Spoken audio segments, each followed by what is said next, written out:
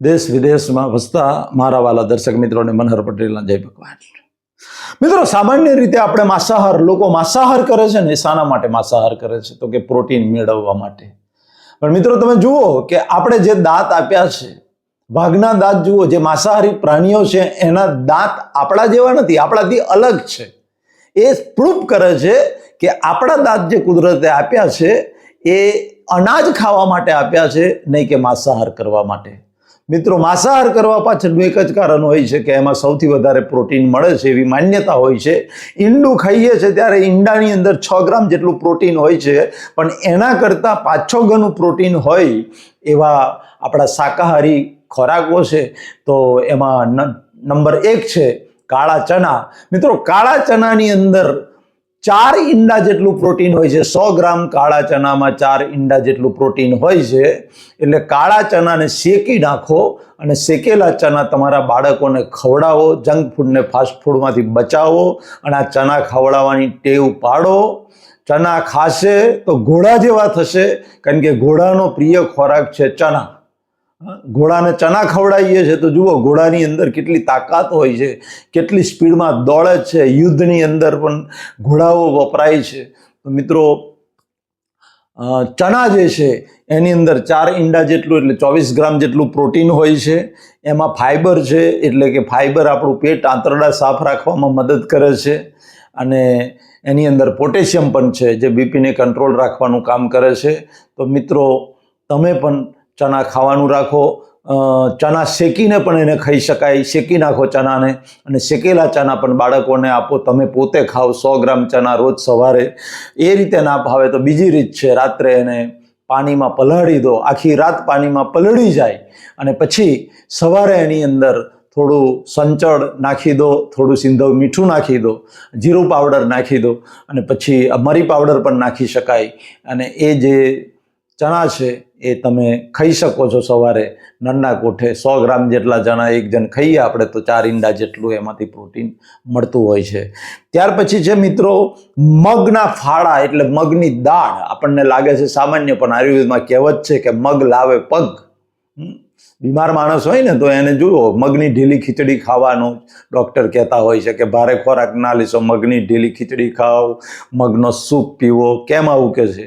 તો એનું એક જ કારણ છે કે મગ લાવે પગ. બીમાર માણસને ચાલતો કરે, એ ચાલતો કરવાની તાકાત મગની અંદર છે. મગની અંદર પોટેશિયમ છે મિત્રો, પ્રોટીન છે. એમાં પણ 6 ઈંડા જેટલું પ્રોટીન હોય છે. એટલે 6 ઈંડા થાય 35 ગ્રામ જેટલું પ્રોટીન એની અંદર હોય છે.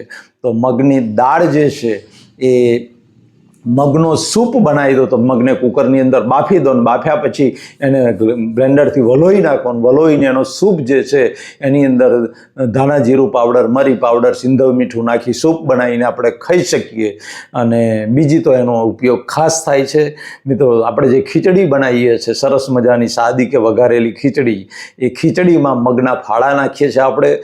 બને તો 50% મગના ફાળા અને 50% ચોખા નાખી અને ખીચડી બનાવો. અને ખીચડી હું તો કહું છું દર આતરા દિવસે ખાવાનું રાખો, જેનાથી આપણા શરીરમાં પ્રોટીન મળી રહેશે, સ્નાયુઓ મજબૂત થશે. ત્યાર પછી છે મિત્રો મસૂરની દાળ. મસૂરની દાળ એની અંદર પણ મિત્રો આજે પણ જે બહેનો સુવાવડી હોય છે એ સુવાવડી બહેનોને આપણા પૂર્વજોથી ગયડાઓ, પહેલાં તો આવા દવાખાના નહોતા યાર, પહેલાં સિઝરિંગ પણ નહોતું, ઘેર જ ડિલિવરી થતી હતી.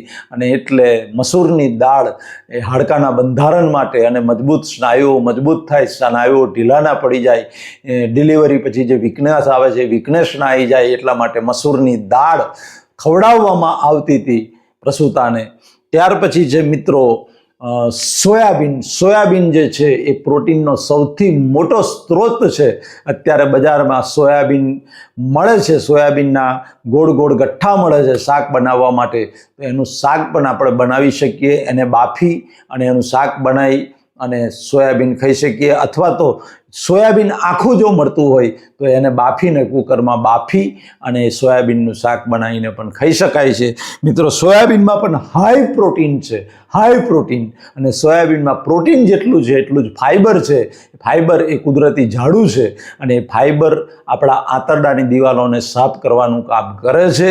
તો મિત્રો, ખાસ ધ્યાનમાં રાખો, આજે 60 વર્ષ મારા પૂરા થયા, મેં કોઈ દિવસ માંસ જોયું નથી, ઈંડું જિંદગીમાં ખાધું નથી. ઓનલી શાકાહાર. મિત્રો, આજે મારો ખોરાક, આજે મેં 4 જે કઠોળ કહ્યા એ 4 કઠોળ તો ખાઉં છું જ. એની સાથે બાજરીનો રોટલો છે, દૂધ છે, દહીં છે, આ બધું, છાશ છે, આ બધું સાદો એકદમ સિમ્પલ ખોરાક ખાઉં છું. આજે શરીરની અંદર કોઈ પણ પ્રકારનો રોગ નથી, બધા જ રિપોર્ટ નોર્મલ આવે છે. નો ડાયાબિટીસ, નો બીપી, કશું જ નહીં, નો કોલેસ્ટ્રોલ. અને મિત્રો, 60 વર્ષે પણ હું 25 વર્ષના યુવાન જેવી સ્ફૂર્તિનો અનુભવ કરી શકું છું. મિત્રો, મેં માંસાહાર નથી કર્યો, ઈંડું નથી ખાધું, એટલે છોડી દો કે માંસાહાર અને ઈંડા ખાશો તો જ તંદુરસ્ત રહેશો, એ વાત તદ્દન ખોટી છે. આ 4 પ્રકારના જે મેં કઠોળ કહ્યા એ કઠોળને તમારા ડાયટમાં સામેલ કરો, તમે પોતે ખાઓ. આજની નવી જનરેશનને ખવડાવતા શીખો, કારણ કે નવી જનરેશન ફાસ્ટ ફૂડ અને જંક ફૂડના રસ્તા ઉપર ચડી ગઈ છે અને એનું પરિણામ સાહેબ 10-15 વર્ષ પછી ભયંકર આવશે આવતી પેઢીનું. એટલે નાના બાળકો, નવી પેઢી છે, એ નવી પેઢીને આ 4 કઠોળ ખવડાવવાની ટેવ પાડો અને બનાવી આપો. કઠોળમાં એ કે નાખો એને ટેસ્ટી બનાવવા માટે, જે મસાલા કે એ મસાલો નાખો, પણ કઠોળ ગમે એમ કરીને નવી પેઢીને ખવડાવો. તો મિત્રો, નવી પેઢીનું જીવન પણ સુધરી જશે.